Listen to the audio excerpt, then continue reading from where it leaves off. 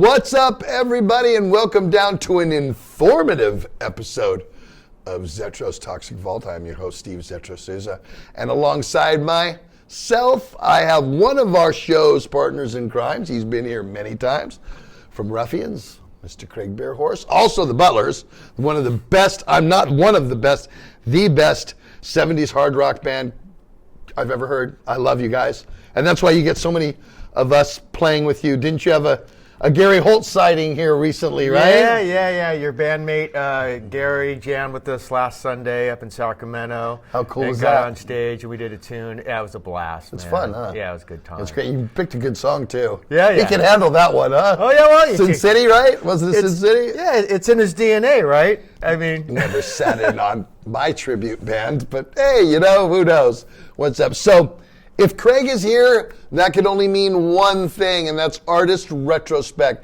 Now, our artist that we're doing today, which is Thin Lizzy, Walter and I did in the past. And actually, I believe Tim's going to throw up a clip of that. What's up, everyone? Welcome down to another episode of The Vault. What's going on, Walt? We're going back in time. Yeah, we are today. Artist Spotlight. We like to do this. The things that influenced us, influenced you.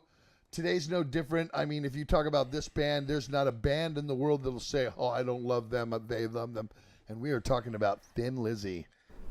I don't feel we did it any justice. The show was new. I was just kind of finding my feet. And since Craig has become such a good friend of the show, and his retrospects are spot on with him, and Tim's producing and all the extra stuff, and you're such a huge Lizzy fan, and you said to me like 3 bands ago, can we do Lizzy? And I'm like, well, I already did it, but I said, you know what? We're going to redo Lizzy. We're going to go through we're going to go through all the records, but not totally to where you'll bore you out. We'll talk about the stuff that caught our eye.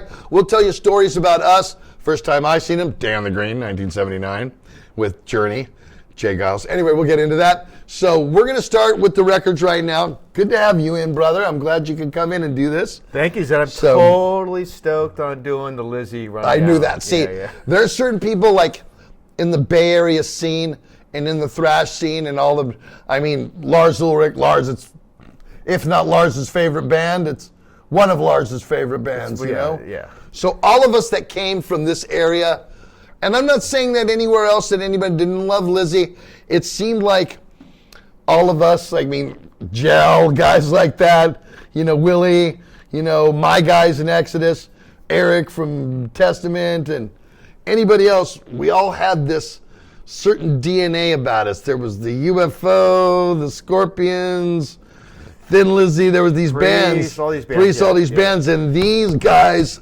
were a big part of that. Yeah, Lizzy was kind of, they were, I don't want to use the word more of a the underdog band, they were always the mid-level band. They were never like the big. They never got headliner. too big.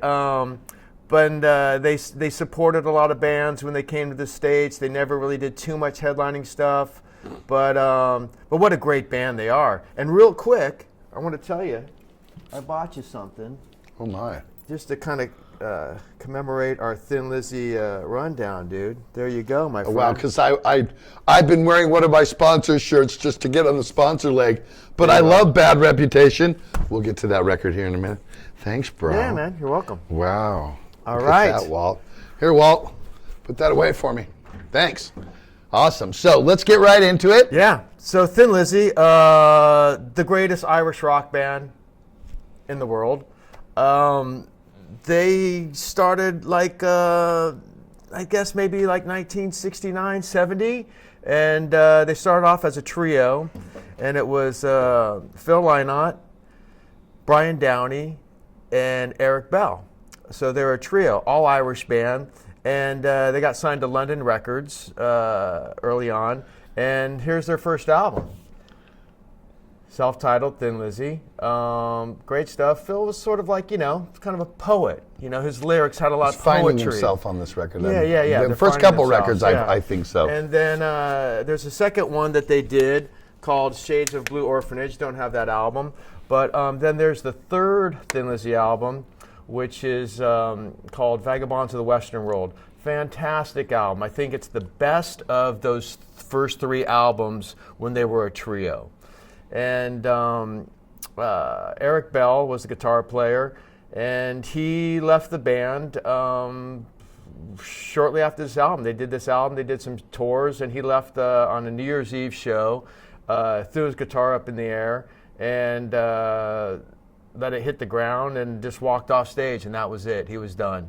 Did he ever surface again, doing anything? Not too much. Eric Bell, I think, did some blues stuff with some people, very blues-based guitarists, and that was part of the reason why he left the band. He felt they were kind of going into another kind of more rock kind of direction, and he was a Which they were. And but he was more of a blues purist, and he was struggling with going into the hard rock sort of pop culture of, I guess he just wanted to remain a blues player and a purist. And Phil had other plans for the band. Well, I'm glad Phil had those plans for the band. Yeah. And they, I kind of consider that first lineup sort of like Thin Lizzy Mach 1, Uh-huh. And so then after that, Eric Bell leaves the band. They don't have a guitar player. They bring in Gary Moore for a little while. He kind of plays some shows and sort of helps them out, so to speak. Phil and Gary were close. They were good friends. And then they needed a guitar player. So Phil said, hey, man, we're not going to get one guitar player. We're going to get 2 guitar players. Because what Eric did, that's never going to happen to us ever again. Because if one guy leaves, we're going to have another guy ready to go. We're not canceling any shows ever. And so that was sort of his... that was the idea behind that. That was his thought on getting 2 guitar players, right? And so this is around early 74 or so when they start, regrouping. So he needed guitar players. And one of the roadies that was with Thin Lizzy was named Big Charlie. He was a Scottish guy. And he goes, I know a guy. He goes, he's from Glasgow. I think he'd be perfect. He's a young guy. He's 17 years old. His name's Brian Robertson. So Brian Robertson comes down to London, and he was originally actually a drummer, looking for a gig as a drummer, but he played guitar too. So he comes down, he gets the Thin Lizzy gig, right? And so they needed another guitar player. So they're auditioning guys. And Scott Gorham comes down to audition, and they bring him in, and they roll some tape, and they listen to it the next day. They like what they heard. They called Scott up, and they offered him the job. And there you go. They got Thin Lizzy 4-piece with 2 new guitar players, Brian Robertson and Scott Gorham.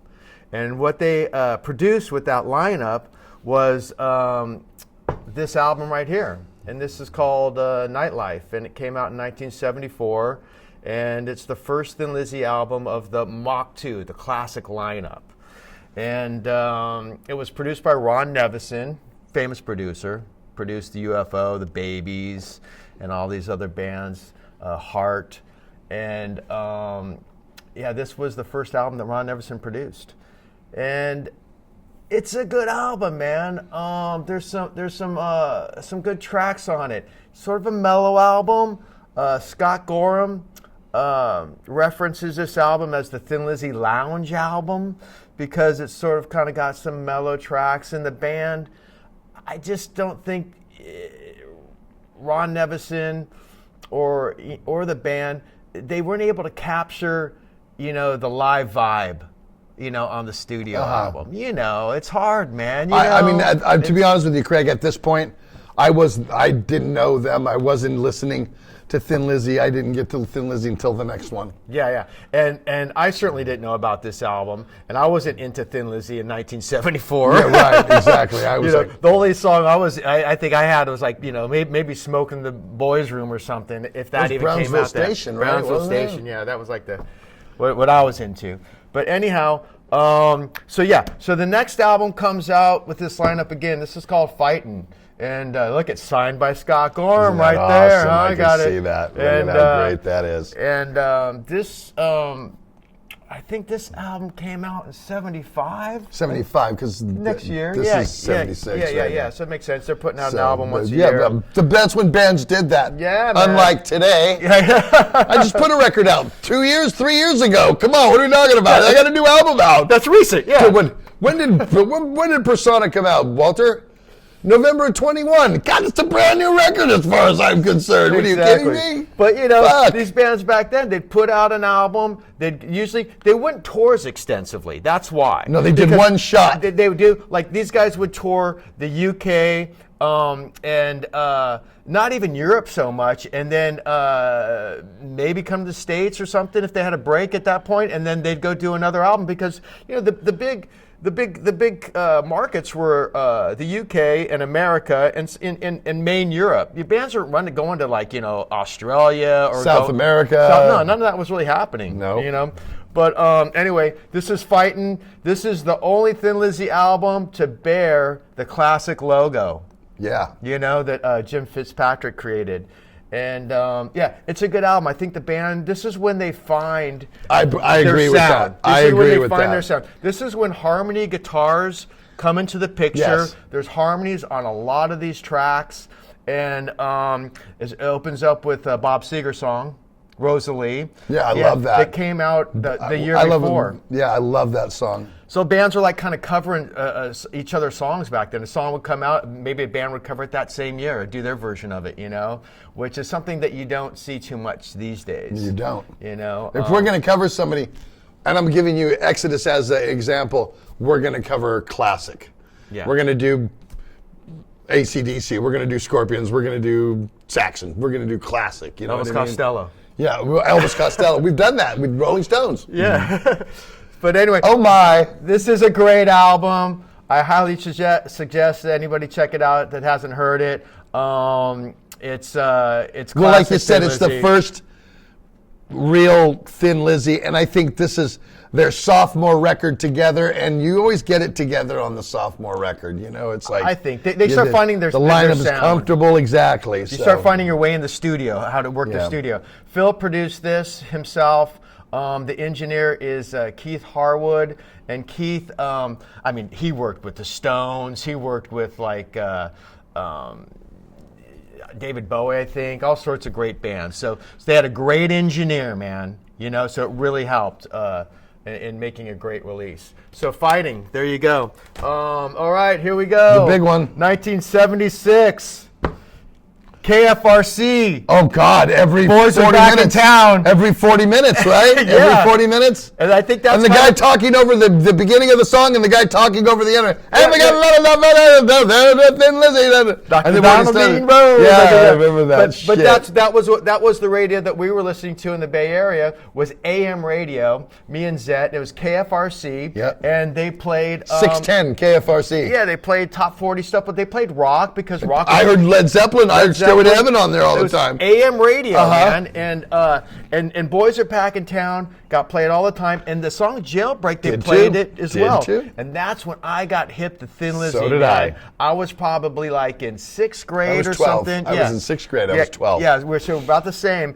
And I heard the song; those two songs played on AM radio, and I went berserk. Who is this band? What's going on? Had to go out and buy the record, man. Yep. So that was sort of an introduction to. That's when we were getting into rock, man. Right Yeah. then, Yeah, 1976, and this was their. I'll say their third album as the Mach right. is the Mach 2, and the label was like, hey man, like something's got to happen here, guys. This is your third record, because if something doesn't happen here, like you may not have a record label anymore, right?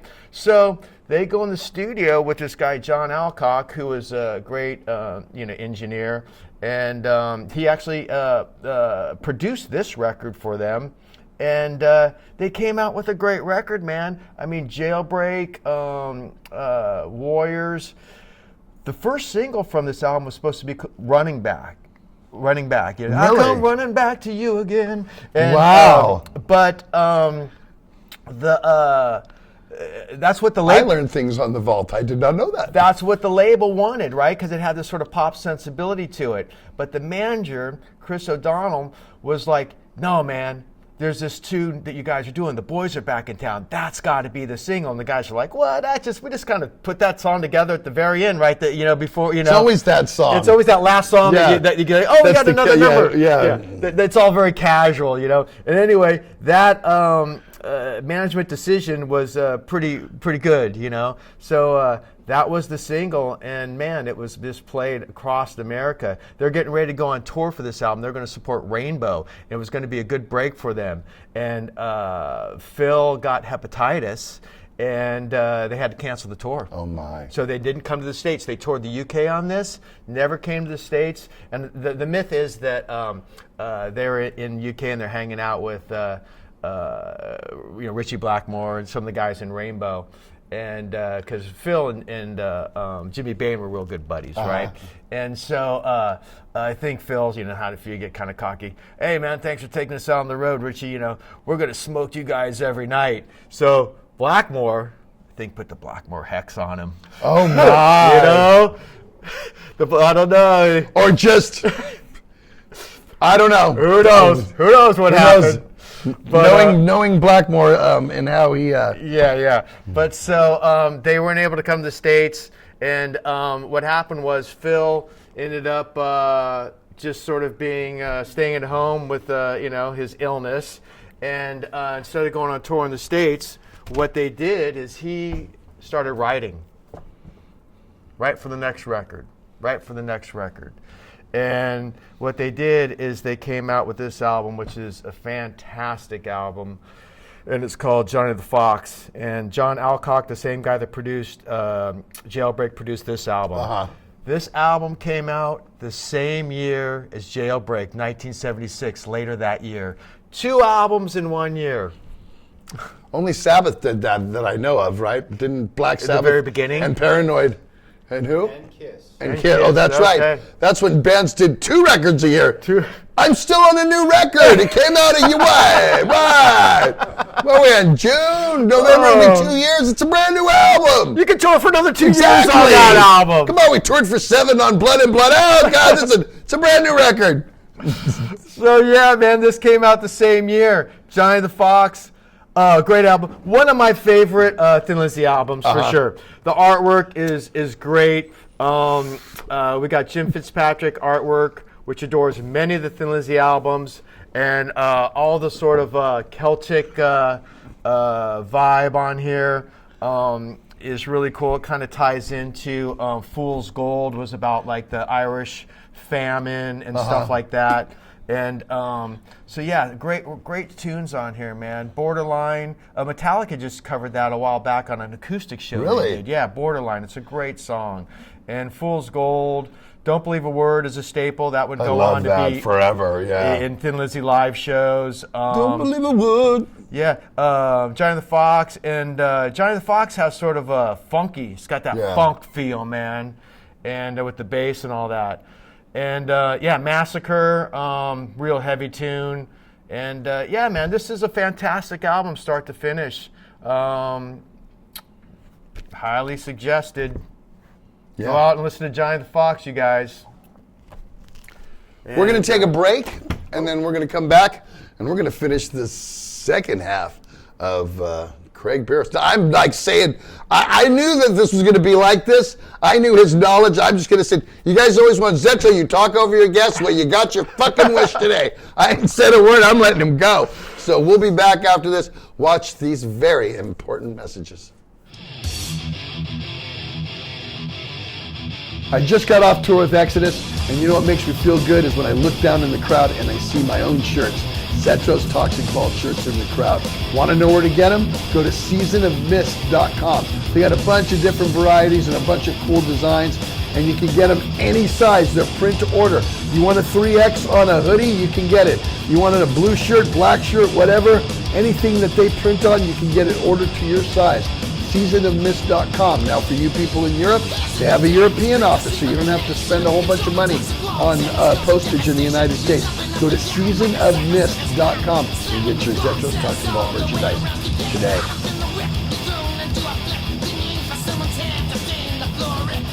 What's up, everybody? You know how we get going in the morning and we get the vault going? Death Wish Coffee. Death Wish Coffee has been a sponsor for the show since the beginning, and we love their stuff. You can get it in any major grocery store, or just go to deathwishcoffee.com and order some today.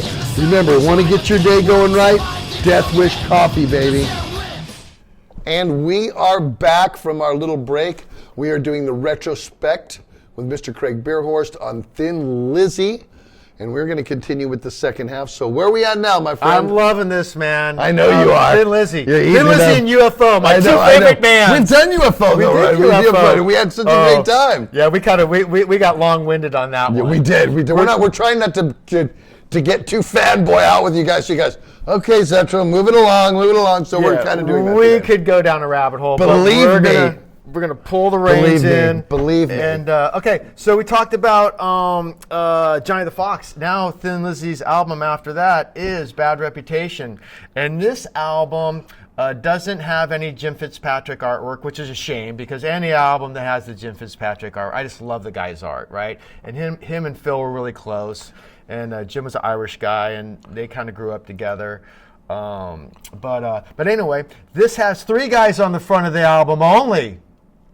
No Brian Robertson. Yep, we lost Brian. We lost Robo. We lost Robo. But the next guy that comes in, we're kind of a fan of. Yeah, we're gonna get to him. But what happened was before they were talking to Johnny the Fox, they're getting ready to go on tour for that album, right? They tour the UK, and they're getting ready to go tour the States, right?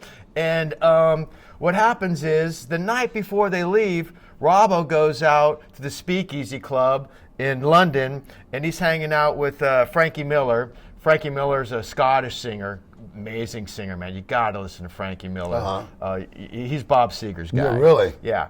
And so he's hanging out with Frankie, a couple Scots, right, out at the bar, right? And so could be dangerous. Yeah. The fight ensues, and someone goes for a bottle at Frankie. Brian Robertson puts his hand out, gets cut by the bottle, and tears his tendons in his fingers. He can't go tour, right? So anyhow, Robbo had a few other antics. Him and Phil sometimes didn't always get along, and so Robbo is kind of out of the picture on this album. He's kind of out of the band. He's been in and out of the band, but he's out of the band at this point. And Phil wanted Scott to do all the guitar. He goes, dude, you can do all the guitar on this. And Scott's like, oh, man, but we need Robbo. So what they did is they recorded the album. Scott left like 3 solos for Robbo. He goes, Phil, we got to leave some solo work for Robbo, man. So anyway, Robbo comes out and does 3 solos. But Scott Gorham, brings his A game as the only guitar player as far as playing all the tracks on this album, man, all the backing tracks, all of the solos. And the production kind of goes up a little bit. They get Tony Visconti to produce the album. He's produced T-Rex, Bowie. He's been producing albums for a long time. Known for a very polished sound. And this is a fantastic album. It came out in 1977. It's probably this and Johnny the Fox, as far as albums, not talking live albums, those are I don't know. They're all my favorite. We're talking about the other one that we're going to get to. They're all my favorite. That's my favorite, So, all right, so we're not going to say. Anyway, this is a great album. They're all his favorite. I'll be honest with you. I was listening to it on until I came out with Walt, but until I met up with him, and it's a good hour. Then I was just banging. Dance in the Moonlight, it's a great tune. I love that. Opium Trail, heavy track. Dance in the Moonlight, Van Morrison, right? Yeah, so it's a tribute to Van Morrison. It's Thin Lizzy's own Dancing in the Moonlight. So, what was Van Morrison's called? I thought he wrote that. No. His is It's a Marvelous Night for a Moon Dance or whatever. So anyway, Moonlight, Moon Dance song. Phil is a big Van the Man fan. Oh, you can tell. He loves Van Morrison, so he kind of does this, I think, in tribute to him. They got Bad Reputation, heavy track. Very heavy track. There's some great tunes on this. And Robbo, the other guitar player, he came out and played 3 solos on this album, and so he's on the back. So there you go. The band goes on tour for this album in 1977. to support Queen. Really? Yeah, and they do the States with Queen, and since Robbo's not in the band, Gary Moore comes back in, and Gary Moore plays on the tour for this album. And Gary Moore's kind of in and out of the band, kind of there to help out as Phil's buddy. And but yeah, so that's what happened then. Now, this wasn't next. After Black Rose came. No, after this was next. Yeah, then. so here, after Bad Reputation in '77, the band went on tour, and because this is one of the greatest live records ever that people have never heard. 1978, Live and Dangerous comes out. Those years, man, in the mid-'70s was that whole decade of the live album, right? Yeah, totally. And Frampton comes alive. They're on tour. Thin Lizzy's on Song tour. remains the same. Thin Lizzy's on tour in '77 on this Queen tour, and they're going, and all they ever hear anywhere is, I want you to show me the way. Right, sure. All they're hearing is Peter Frampton comes live on the radio all the time. Wherever they go to 7-Eleven, it's Peter Frampton on the radio. Yeah, and then I remember those days, Phil, dude. Phil looks over at I'm Scott. that old. He's all, "What's going on? What's up? This Peter Frampton. He's on the radio all the time." And listen to the crowd. Is the guy doing backflips on stage while he's singing? Like, what's going on, man? And so Phil looks over at Scott. He goes, "We can do a live album. We can do it better." And so they get together, and they Bad Reputation tour. Towards the end, they record a couple shows at the Hammersmith in London, and they took some tunes from Johnny the Fox tour, and they put together a live album. It's one of the greatest live albums of all time. God, it's great. And Tony Visconti produces it. The guy that He's produced back. he's back. They're getting good results with him. And they deliver this live albums. They put the sequence, the song sequence, pretty much in the set list, like the way they played them live. Right. They wanted to give you like, hey, this is what Thin Lizzy gives you live, man. And come check us out. Here's our live album. And there's a lot of talk about this album, how many overdubs were done on it, right?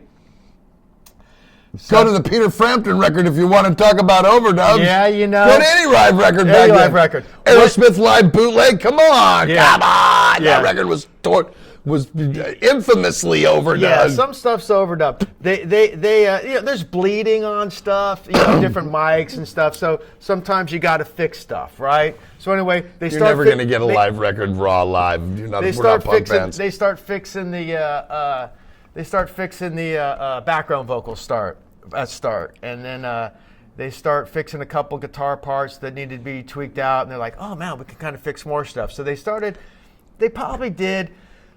Tony Visconti, the producer, says they did like about 60% overdubs, but Probably 80. I don't know, man, because if you go listen to they did some they just re-released this with some other stuff that was not overdubbed or anything. And if you listen to some of the other live bootleg stuff from Thin Lizzy around this era, and you listen to this, you can hear it's still there, man. I mean, this is polished a little bit, but I don't agree with like 60-70% of it. I just don't agree. Scott Gorham talks about it. He goes, hey man, 25-30% of this album was probably overdubbed, and he sounded like he was telling the truth. But I don't care. But anyway, I didn't know any better at those times. To me, it was live. Give me a live album with photos, huh? That's when I'm listening to this record, I'm looking at that. You know what I mean? When I'm listening to this album, I'm looking at that Yeah, shit. So anyway, great album, Live and Dangerous. If you don't have it, buy it now. or Apple Music or Spotify, however you have to get it. All right. The album that comes after that. I mean, this record right here that we don't have. Unfortunately, Craig's dog ate it while yeah. it was sitting out. Along with my sitting homework. out with his homework. He has homework sitting on the record, and the dog ate both of them. So we don't have that one. But as Tim has been showing you all the albums, there it is right there. And to me, this defined Lizzy right here. This, to me, I was like, whoa. And this is the first year I saw them. We're talking 1979. about the Black Rose. Black Rose album. Gary Moore is in the band. again, Yes. but he's an official member at this point. Yes. They bring him in. We're going to do a record with you, Gary. We're going to go on tour. And they do Black Rose. And Tony Visconti, again, produces the album. And, man, it's such a great album. And those solos that Gary Moore does on it. Well, that's what I mean, makes like, it so tasty, too. I mean, and I'm not nothing against Robo or Snowy Robbo. White, Robbo, Yeah. or Snowy White, or John Sykes. I love every one of them. But to me, I mean, I was a Gary Moore. I have Gary Moore albums because I love Gary Moore. Live at the Marquee in London, you know, and shit all like that that. stuff. So to me, this was it. And then this was the first time I saw them in 1979. As you've heard us talk in the past, they had these concerts in the Bay Area called Day on the Green. And I think it was Day on the Green 3 or 4. It was The Rockets, Nazareth, Thin Lizzy, UFO, Jay Giles, and Journey. You nailed it! On one show. Yes! On one. All for $12. No, 10 and a quarter. Oh. 10 and a quarter. I think. And the year before it was $8.75. They raised the price that year. Now one stage, no multiple stages, no booth selling stuff, no heavy metal market, no none of that. It's just music. The concert. You could find the merch places and a hot dog if you wanted the hot dog, but it was just straight up music, and everybody was on the grass where the Raiders and the A's played at that time, and that's what's called Day on the Green, and that's what it was, and that was the first time I saw them, and they floored me. Oh man, so good. Dude, they were the best that day. Gary Moore They was were just better than shredded. everybody that day. I thought it was them, then UFO, then Journey. I thought I was put it in that order, and then I think you're I was a right. big Nazareth guy too. I just didn't think they got enough time. Yeah, I like Nazareth. I Hair of the Dog album. I wasn't totally deep in Nazareth at that point. Jay Giles was more kind of R&B band. Yeah, so I wasn't big into Grew them. to love them later. Yeah. Well, grew to love them later. Yeah. But this is before Centerfold and all this. This is 3 years before, they hit it big, the MTV rush with Jay Giles Band. So Journey was great then too, man. That was before was they got Infinity to, Tour. That was before like Jonathan Cain got in the band before they Well, got yeah, to ballads. this was Steve Perry's first album with the band. It was the last shows of a tour that was 2.5 years long. Started in '78. This is in '79 or '77, I believe. And that's when it was Greg Raleigh, Ainsley Dunbar, Steve Perry, Neil Sean, and Ross Valerie. Yeah. That was Journey to me. For sure, It was before for sure. Jonathan Cain. Yeah. It was before then Steve Smith, who also became very big staples of that band. But we're getting off of that. There we We're are. Thin But yeah, so Thin Lizzy, '79. They record that the Black Rose album in Paris. Drugs start coming into the picture pretty heavy then. Not the regular drugs, but Yeah. the other drugs. The other heavy stuff that we know that Phil got into. Yeah. So, I Got to Give It Up is a song title on that. So right when he started getting into it, he knew he had to give it up, but it wasn't that easy. Yeah. And so Scott and Phil were kind of the guys that were dabbling in that.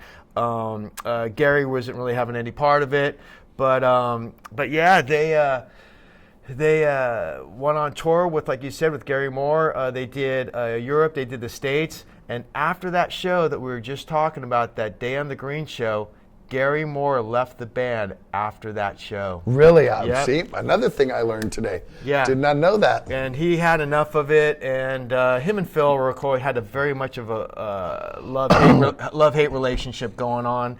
And Gary was kind of done with the... Because going into the next record, that is when I saw them again at the Warfield. I don't know if you were there. I was there. Of course, so again, so.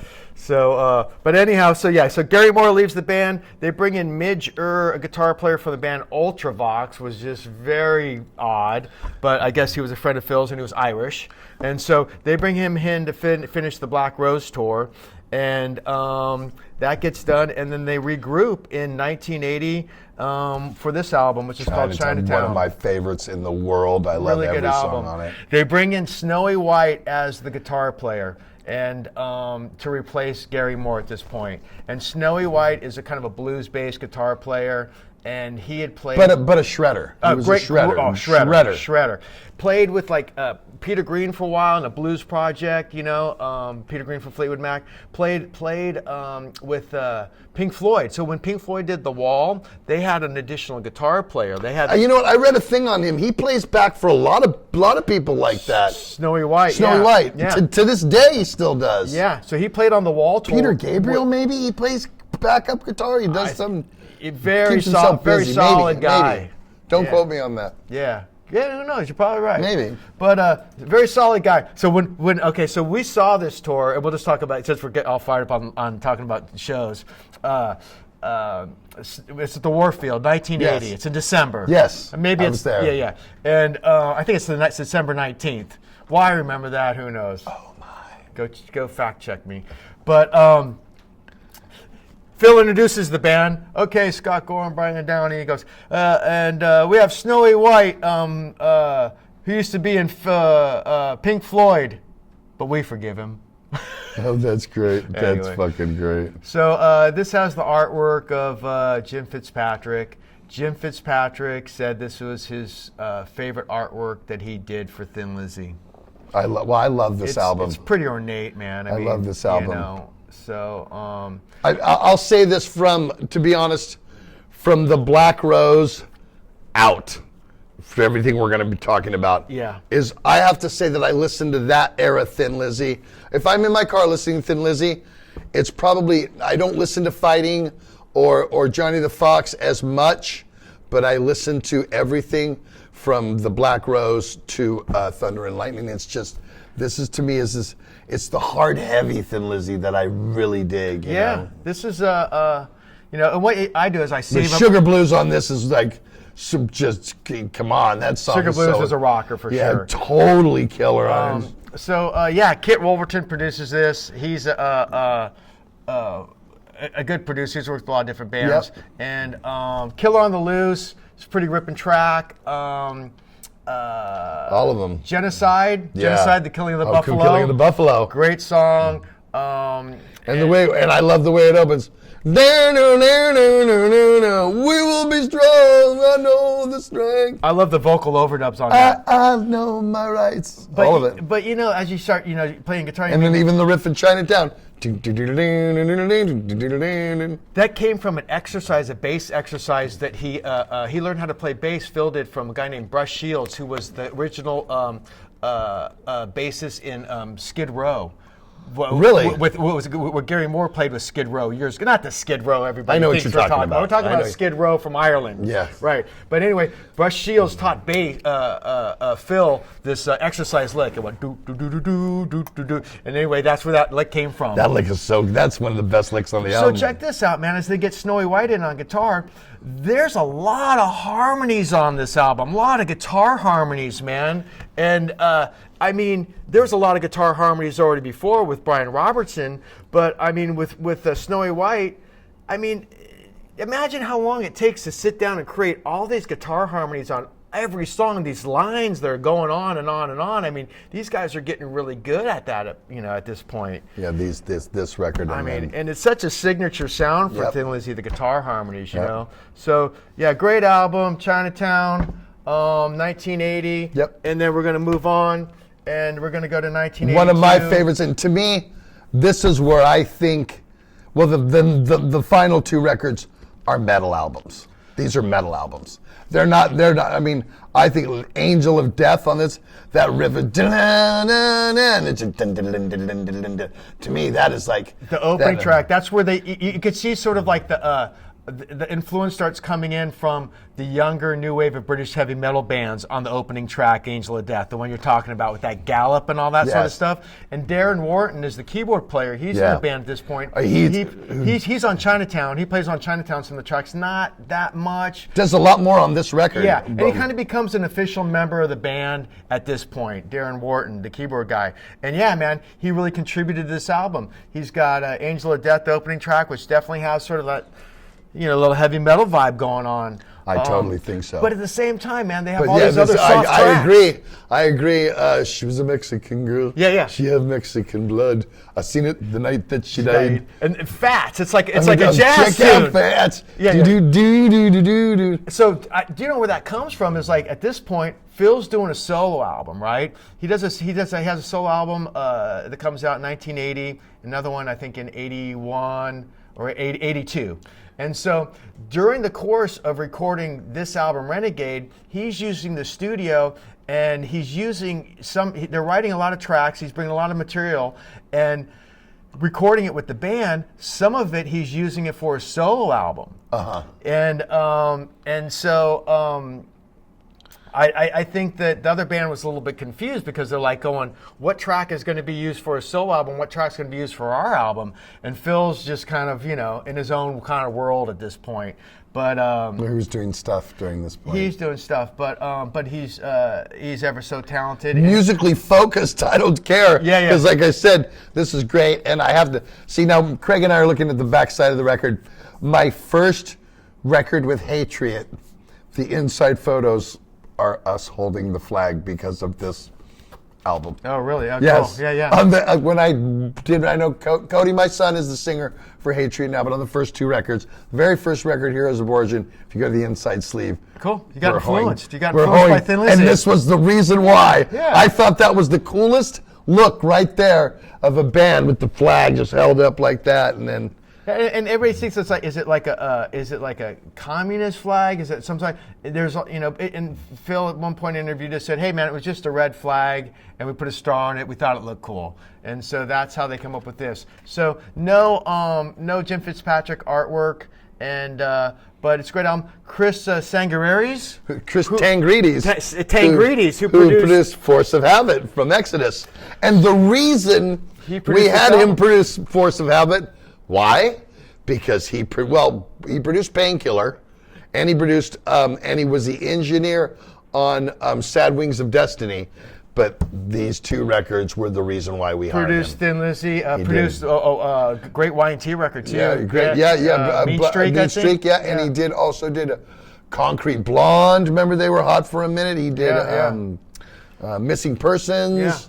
Yeah. He did a bunch of bands back in. So because of this record and the final one. Well, isn't it? I mean, you were able to work with you're looking at back at Thin Lizzy album, and you see his name, and then later on he's producing your band. It's pretty neat, huh? It's okay. I mean, who would have thought? And I'm going to tell you something. There's a song that I do on Force of Habit called "Good Day to Die," and the vocal approach that I use, because I kind of woke up this morning. I never sang on a song like that before. And where that came from, I go, Chris, I don't know how to approach this. I wrote the lyrics, but I don't want to come out like that. It's too hard. He goes, do it like Phil did Renegade. And I was like, I'm just a boy. And I'm like, no way. He goes, do it like Phil did Renegade. Try it. Go out there. And I said, and I woke up this, and I'm like, holy shit, I got goosebumps now. Holy shit, that worked. Yeah. And so that's how I got that. Hence, you use a producer, right. You know what I mean, who hears something else, because I couldn't hear my voice over the music. I wrote the lyrics. The lyrics were great, but I go like, how do I approach this vocally? Because I'll be honest with you, as a singer, it's not about, how am I going to sing the song to make it look cool? How am I going to attack it? Right. It's not like having a guitar and going, I'm going to use this tone and this phase shifter and put this thing and this wangala thinga hoongalong, and I go, it's going to go shun shun shun shun. You know what I mean? Because I hear those guys talk about, it doesn't work like that for a singer. No. Singer, it's all here. So yeah, you can't turn a knob, it's all emotional. So that was the other. So yes, Chris Tangrides. Yes, so a producer that collaborated with Phil, it gave suggestions to Phil. You're working with I brought my record in, and I kept going like this because his name's like right there. It's it's like great Chris Tangrides, like right, and I'm like. But a guy that with collaborated Phil and gave suggestions to Phil is now producing your band and giving suggestions to you. I mean, that's pretty fucking cool. I'm telling you, I mean, like I said. And things that I've gotten to do in the business because of what Exodus has allowed me, that is one of them. You know what I mean? That is definitely one of them. I got to work with, I get 3 degrees of separation. I worked with you, you worked with Phil Lynott. I basically worked with Phil Lynott, kinda, you know what I mean? Kind of how I look at it, so. Oh, good stuff. So. Well, here we come to 1983, and this Definitely is, the most metal record. this is Thin Lizzy's last album. And more Snowy White? Snowy White, the guitar player we talked about, he's out of the band. They bring in John Sykes from Tigers of Pantang. Oh, love me some Tigers of Pantang. Great band. And new wave of British heavy metal. One of the ones that didn't, unsung heroes. Yeah. Tokyo Blade, bands like that are just killer, never got the run. Go check out some old school Tigers of Pantang fucking. Yeah. Spellbound's the classic album. Oh for God, sure. it's a great record. The best. That is Tigers. it. It's got the tiger on the I think it's on a cliff, right, looking over. Anyway. Yeah. But yeah, so Thunder and Lightning, no Jim Fitzpatrick artwork. Artwork, not the best artwork on the front of the album. No, I don't think so. No. But most of this album was already written before Sykes came in. So they brought him But in. man, his guitar shreds, tone and his playing and his shreds. brought life to the band in some ways, but he was at the same time jumping on kind of a sinking ship in a way. The band's kind of like fizzling a little bit at this point. And this is 83. It's 83. And but the one song that Sykes did write was Cold Sweat. And him and Phil wrote that tune together. But the rest of it is all written by Phil and other guys from the band. Darren Wharton gets some songwriting credit on this as well, the keyboard player. But and on this record, anybody who's aware of I'll jump back in there with my old shit. Fuck you guys. Double Death Patrol. We do 2 songs off this. Thunder and Lightning and Cold Sweat. And Cold Sweat. Yeah. Off of this album. Two of the heaviest tunes on the record. Well, that's why we picked them. But yeah. I mean, we didn't go and pick other songs on something else. We picked these. You know what I mean? So. The one thing about this album is it's definitely fresh, and it's got like some sort of heavier sound to it for sure. But there's not many guitar harmonies, and that was always the signature sound of Thin Lizzy, right? All these guitar harmonies. And with this, I don't know, if it just happened fast or Scott didn't have the time to sit down with John and work out a bunch of harmony parts. There's a little bit, but there's not many guitar harmonies. It's mostly solo, Scott taking a solo, John taking a solo. So that's the one thing I kind of miss. But at the same time, the heaviness of it kind of makes up for something different, Yeah. Yeah. And I'm to be honest with you, if you're going to go out with a record and it's your last record, they didn't fizzle out. No, this one kicks ass. No. This is a very strong record from top to bottom. I love every song on it. Just every fucking track on it. Anything with Phil singing and that vocal tone. Sequenced well, you know what I mean? Yeah. Bad Habits. Yeah. Yeah. I like it. But anything with Phil singing, yeah. I mean, come on, it's great. But yeah, so that's it. The band Thin Lizzy ends up going on a farewell tour. They announce a farewell tour. Scott was kind of the one guy that kind of was pushing a little bit for the band to kind of retire. He said, "Hey man, Phil, I think we've done enough. We did this. It's kind of like, the vibe's not totally there anymore, and I don't know if I can go out and play Boys Are Back in Town at another gig." Right. So they announced a farewell tour, and unlike a lot of bands these days, they kept to their promise. They gave a farewell tour to all of Europe, and then I didn't see it. Did it come here? I don't think it did. The last time they came to the States was when we saw them, 1980. Chinatown, that's what I thought. I never thought they did. Never came to the States after 1980.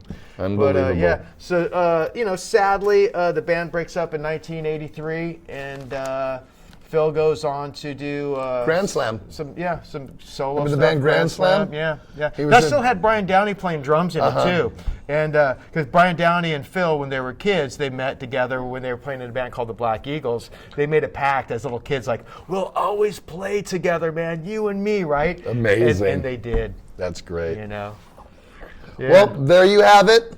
An amazing retrospect through the formative years and the best years of Thin Lizzy. Again, I couldn't have anybody better to come on the show other than my friend here, Mr. Craig Behrhorst, that gets all of the... Yeah, I didn't think he has to compile this information. I know I didn't chime in too much because he knew more of this history than I did. So this is what I want you guys to do.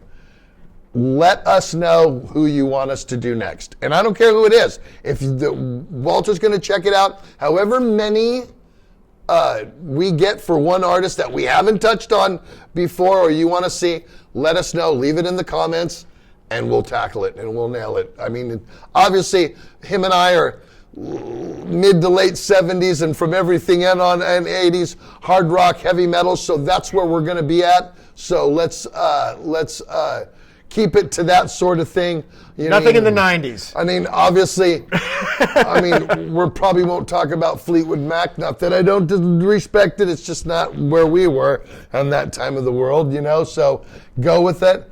And then we'll do another one of these. Thanks for coming Always in, bro. fun, man. Always a great That's time. great, Thanks a lot, Zet. You guys, you know what to do. Subscribe if you haven't. Please share this with other people and leave me comments and suggestions. And then what's Walter doing? Death Wish giveaway, maybe. Oh, yeah. Oh, also, Death Wish giveaway. Just email Walter. First person that gets his email through, I've got a Death Wish prize pack for you guys. I think it's a hat and a thermos and some other kind of shit that they get because they're so good to us and they give us stuff to give to you guys. So that's what we're going to do. So that was what Walter was reminding me. But keep it real. Keep it cool. We'll see you next time on Zetro's Toxic Vault. Thanks for joining us.